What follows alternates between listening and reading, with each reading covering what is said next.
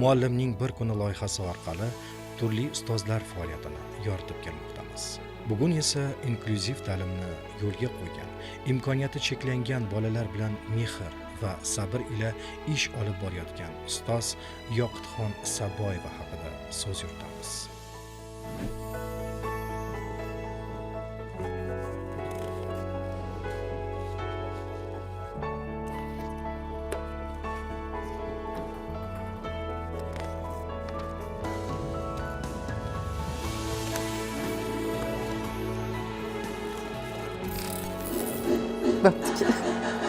O'ting.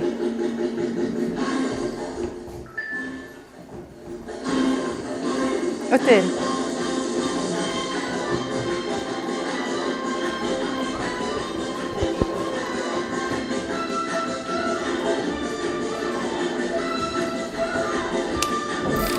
Assalomu alaykum.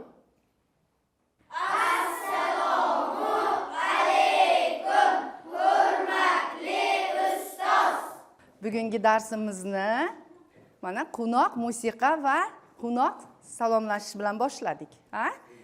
Kelinglar, endi shuni davomi qilib, bir-birimizga shirin tilaklar aytish bilan davom ettirsak. Qani, Davudxon, do'stlaringga qanday tilaklaring bor? Aziz do'stlar, men sizlarga yaxshi tilaklar, yaxshi niyatlar tilayman. Nima niyat qilgan bo'lsanglar, niyatlaringizga yetingizlar. A'lo baholarga o'qinglar. Barakalla. Oydina, qani sen ham shirin tilak bildirchi do'stlaringga. Salom, mening dugonalarim va sinfdoshlarim. Men sizlarga yaxshi o'qinglar, kitoblarni tez o'qishlarini tezlashtiringlar.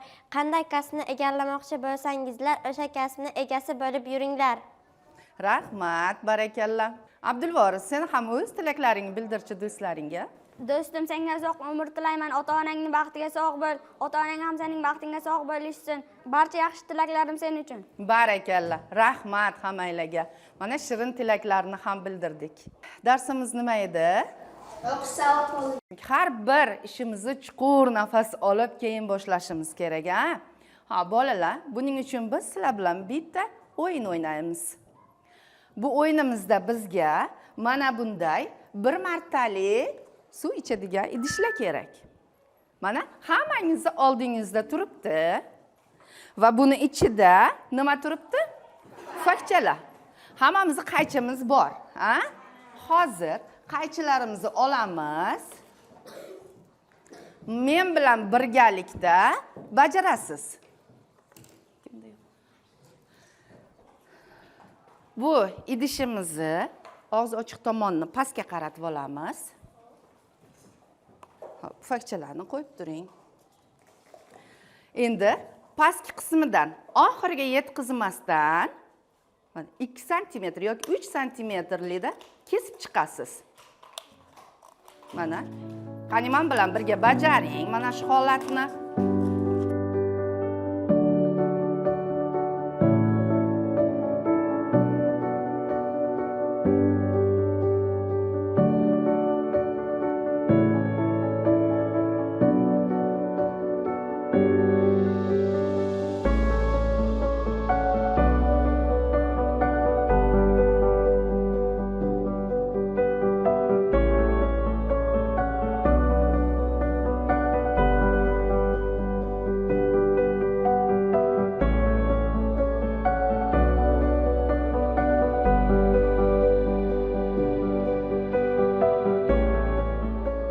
Bolajonlar, hammangizga rahmat. Mana bugungi darsimiz tugadi. Juda ham chiroyli ishtirok etdingiz. Endi tanaffus qilib kiramiz tashqariga chiqib, ha?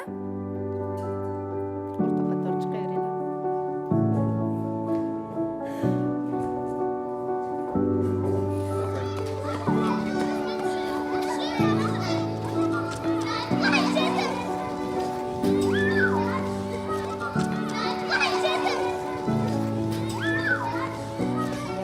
Tumandan qishlog'idan tug'ilib katta bo'lganligim uchun qishloqda bizni davrimizda o'qimaslik uyat bo'lgan. Kimdir o'sha oliy o'quv yurtigami yoki texnikumgami kirmasa uyat bo'lgan. Shuning uchun uyalganimdan ham o'qish xohlaganman o'zim. O'qishga kirolmay qolishlikka ko'tara olmasdim. Oliy ma'lumotli bo'la olmay qolsam ko'tara olmasdim. O'zim onam o'qituvchi bo'lganlar. Ona tili adabiyot fanidan dars berganlar. Shuning uchun bo'lsa kerak, o'zimda ham o'qituvchilikka qiziqish bo'lgan. Ingliz tili fanini juda ham yaxshi ko'rardim, yaxshi bilganligim uchun Namangan davlat pedagogika institutini ingliz tili fakultetiga topshirganman va kirganman, lekin ingliz tili fakultetini boshlang'ich ta'lim fakultetiga qo'shib yuborishgan. Shu menda armon bo'lib qolgan ingliz tili o'qituvchisi bo'lmaganligim va boshlang'ich ta'lim o'qituvchisi bo'lib o'qidim. Yaxshi ko'raman kasbimni. Oila va kasb yo'li. Talabalik yillarida Yoqutxon opani birin-ketin sovchilar yo'qlay boshladi. U o'qishning 3-bosqichida Sherzodbek Ahmadaliyevga turmushga chiqadi. Oilaviy hayot bilan birga kasbiy faoliyatini ham boshlaydi va mas'uliyatni birdek uddalaydi. 4-kurs bitirganimda farzandli bo'ldim, qizli. Ozgina bir 2 yil ishlamay uyda o'tirdim. Shundan keyin qaynona qaynotamnikida yashaganligimiz uchun ular ishlashimni xohlashdi. Ishlashim uchun sharoitlar qilib berishdi. O'sha qishloqdagi maktabda ish faoliyatimni boshladim. Shu uydagilar, xo'jayinim oilalaridagilarni qo'llab-quvvatlashi bilan, shularning yordamlari bilan ishlab ketdim men maktablarda. Uzluksiz. Mana hozir 30 yil stajim bor.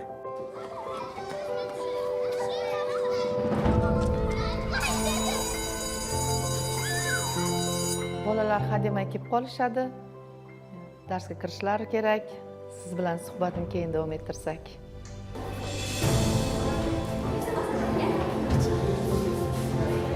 Bolalar, mashg'ulotimiz sizlar bilan yana keyingisi. Hop. Salafan paketchasida gul rasmini chizamiz. Hammangiz bahor yaxshi ko'rasizmi? Bahorda qanday gullar ochiladi? Hop, oldingizda salafan paketchalar turibdi. Qani hammamiz qo'limizga olamiz. Men bilan teng bajarasizlar birgalikda. Hamma oldimi? Hop. Salafan paketni ochiq tomoni pastga qarasin. Yopiq tomoni tepada.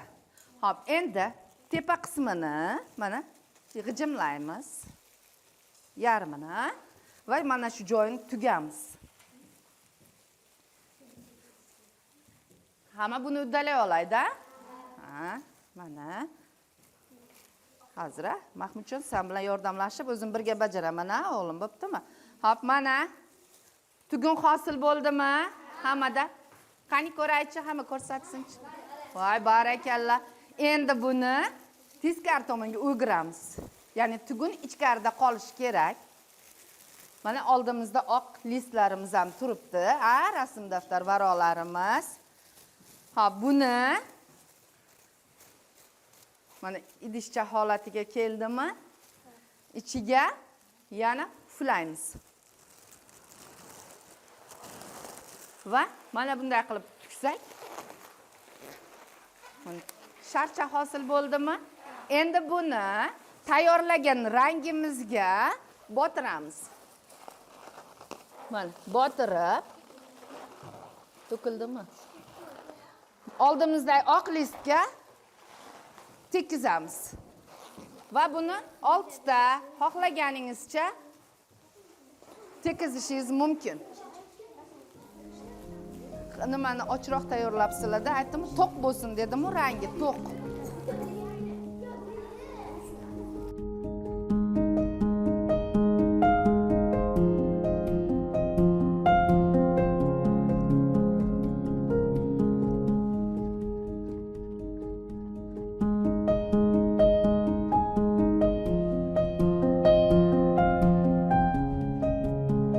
Rahmat bolajonlar. Bu darsda ham juda faol ishtirok etib, meni xursand qildingiz. Hop, endi ozgina miyamizni shamollatish uchun tanaffusga tashqariga chiqib kelamiz. sekin yurib chiqamiz. Tartib bilan boyaginday chiqamiz. Bu tomondan yurib chiqasiz.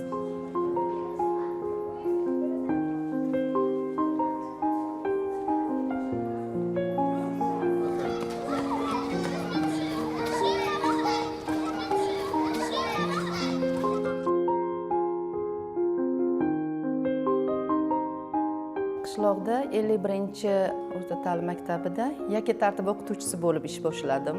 Uyda ta'lim oladigan bolaga ta'lim berdim. Keyin 2000-yildan boshlab 54-o'rta maktabda boshlang'ich sinf o'qituvchisi bo'lib ishga kirdim.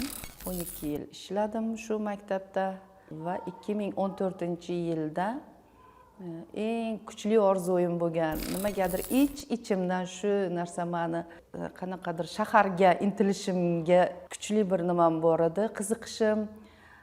Shaharga kelib, shaharda ish boshladim. Namangan davlat pedagogika kolleji Namangan tumanida boshlang'ich ta'lim matematika nazariyasi fanidan dars berdim 2 yil. Qolgan ish faoliyatim mana shu Namangan shahridagi 11-maktabda davom etib kelyapti.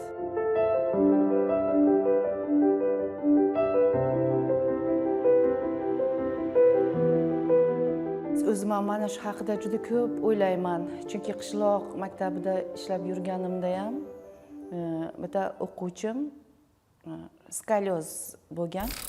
Shu bolani maktabdagi hamma o'qituvchilar birgalikda olib yurardik-da shu bolani. Hammamiz mehr berib, asli juda ham a'lochi bola bo'lgan, yaxshi o'qigan, o'zini ustida ishlaydigan bola bo'lgan, u jismonan zaif bo'lganligi uchun maktabdagi hamma shu bolani birgalikda olib yurardik, qayerga borsak ham.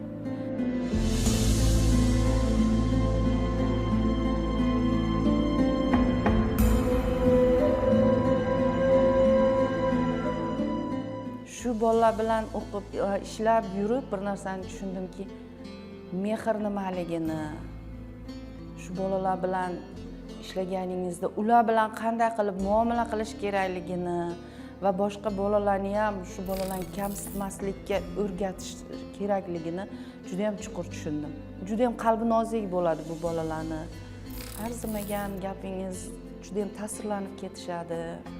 Ota-onalari bilan bular bilan chiroyli muloqotda bo'lish kerak. Ularning har bir talabini yurakdan bajarishimiz kerak.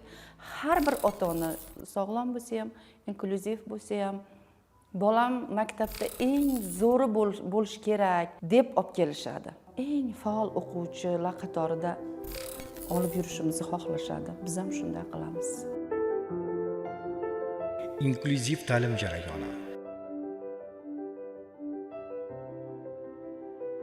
Sinfda 3 nafar inklyuziv o'quvchi tahsil oladi. Ustoz har bir bolaga individual yondashib, ularning imkoniyatidan kelib chiqqan holda dars tashkil qiladi. Hozir men senga 2 qoshiq beraman. Sen 2 qoshiqda o'rtadagi idishdagi suvni tengdaniga ikkala qo'lingda teng olib yonidagi 2 idishga quyasan. Quyib bo'lganingdan keyin yonidagi 2 idishdan endi o'rtadagi idishga quyasan. Tushundingmi? Tushundingmi? Xo'p, qani bajarchi o'g'lim? Ha.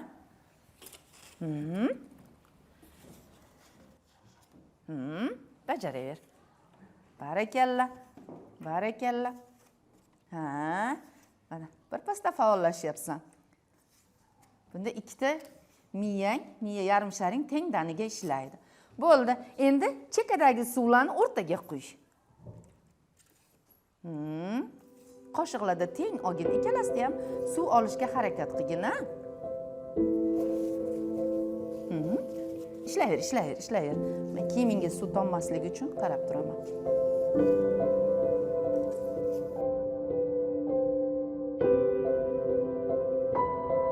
Bular ota-onalariga bolani holatini tushuntirganimda, bola o'zlashtira olmayotganligini aytganimda qabul qilishmadi. Chunki bola yoshligida, chaqaloqligida va hozirgacha ham juda ko'p sudraga bergan, isitmani ko'tara olmaganligi uchun bu miyada juda ham katta asorat qoldirgan. Berilgan topshiriqlarni eslab qola olmaydi. Bolalar bilan umuman muloqotga kirishmasdi. Buni 4 yil tushuntirishga majbur bo'ldim.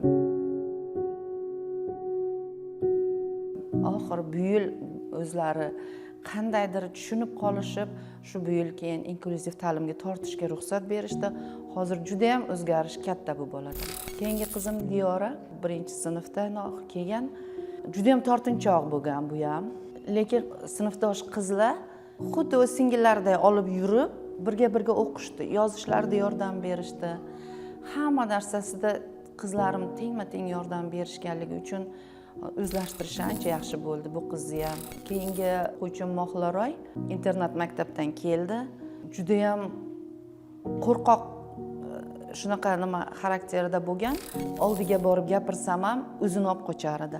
Keyin bolalar bilan birga muloqotga kirib, ular bilan birga dars jarayonlarida o'tirib, hozir uyidagi onasi, buvisi, bobosi kelishadi. Rahmat.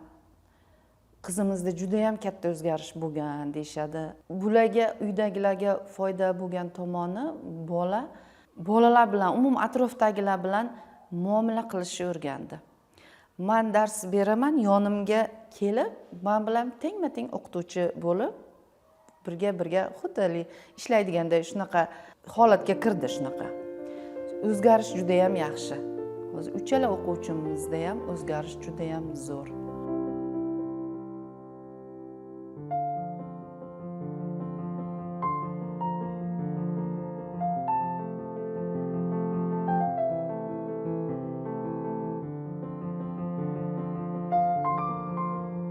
Asli maktabimiz inklyuziv ta'limga ixtisoslashtirilgan birinchi resurs markazi bo'lgan.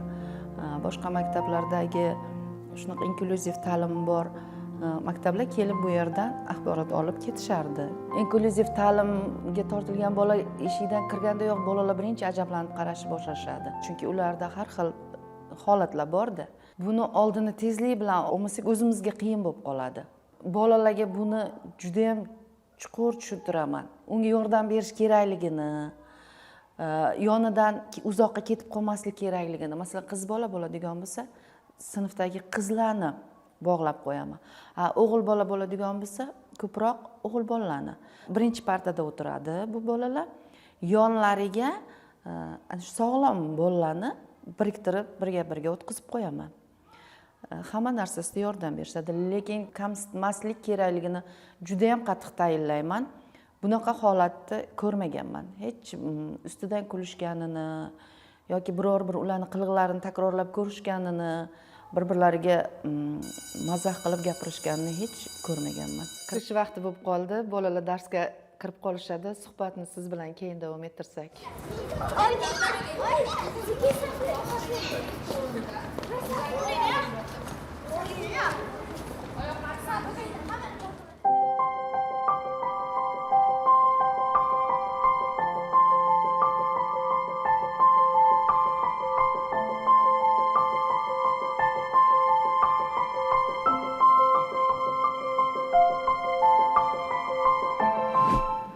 Qadrli bolajonlar, biz darslarimizda Navoiy g'azallarini yodladik. Endi hozir bizga o'quvchilar Navoiyning hikmatli so'zlarini ham aytib berishadi.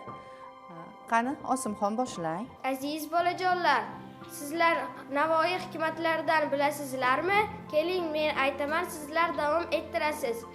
Aytar so'zni ayt, Aytmas so'zdan qayt. barakalla bolajonlar, sizlar juda ham yaxshi bilarkansizlar. Endi keyingisi oz o'rganib dono bo'lur, Qatra yig'ilib daryo bo'lib. barakalla. Endi keyingisi bilmaganni so'rab o'rgangan olim, Xo'rlarim so'ramagan o'zga zolim. barakalla bolajonlar, sizlar juda ham yaxshi bilarkansizlar. Baholashda adolat. bizni qiziqtirgan yana bir savol: inklyuziv bolalarga baho qo'yishda yengillik beriladimi? Masalan, 4 o'rniga 5 qo'yish holatlari bo'ladimi? deya so'radik Yoqutxon opadan. Bizda mutaxassis oya borlar, shu savollarimizga ko'p javoblarni shu oyadan olardik. So'radim boshida, baho qo'yishda qanday qilib baho qo'yaman? Ular aytdilarki, bularga faqat rag'bat sifatida 4 baho qo'yib borilaveradi. O'shanda ham aqli zaif o'quvchilar bor-ku, eslab qola olmaydi.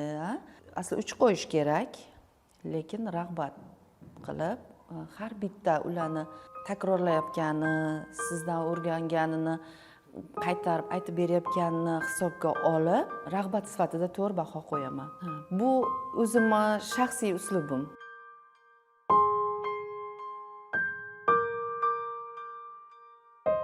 Azizlarim, vaqt bu oltindan ham qimmat holat. Har biringiz kelib bugun qancha narsani o'rgandingiz. Bu esa sizga hayotingiz davomida dasturul amal bo'ladi. Bolajonlarim, nafaqat men, balki ota-onangiz va butun O'zbekiston sizdan umidvordir. Biz deyarli har kuni sizlar bilan xayrlashamiz, lekin ertangi kundan umidimiz katta. Azizlarim, sizlarga xayr demayman, lekin ertangi kunda yana ko'rishamiz.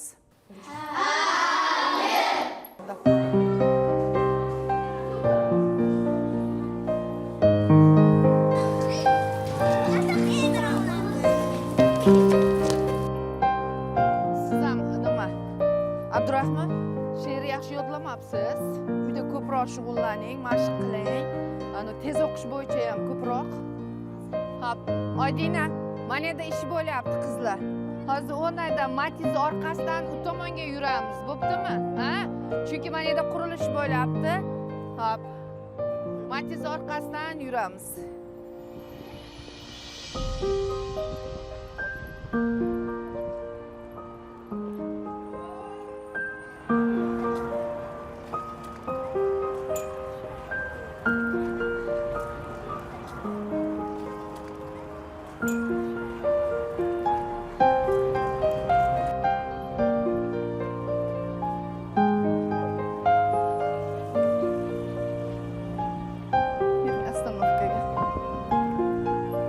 Ostanovkaga kirib ketasan, qizim bor bu tomonda. Bo'l, xayr, yaxshi borgin-a.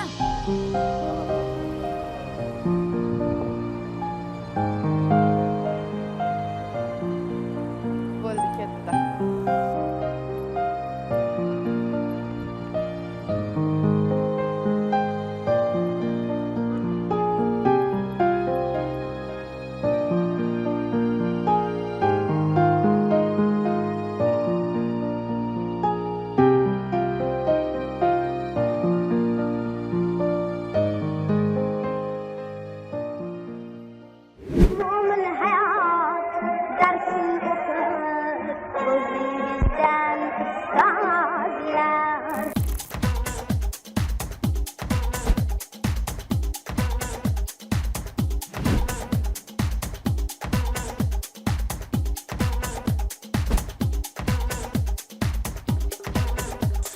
Assalomu alaykum.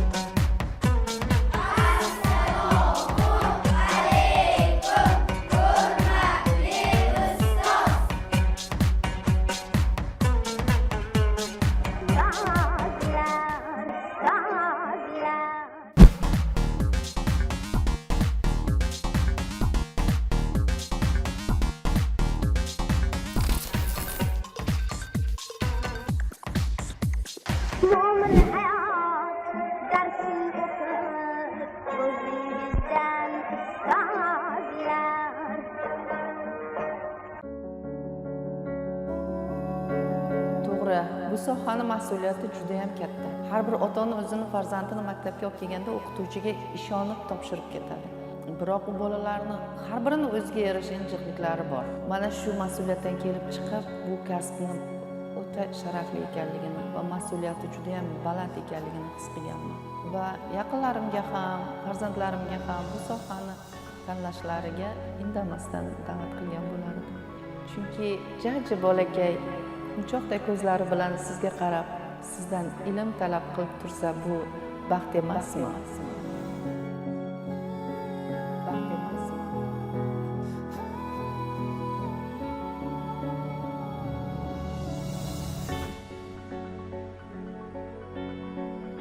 Inklyuziv bolalar bilan ishlash 2 karra mas'uliyat va sabr talab qiladi. Yoqutxon Isoboyevaning faoliyati tahsinga loyiq. Uni ota-onalar va maktab jamoasi yuksak qadrlaydi. Ustozga mustahkam sog'liq, metindek iroda va faoliyatida yanada ulkan yutuqlar tilaymiz.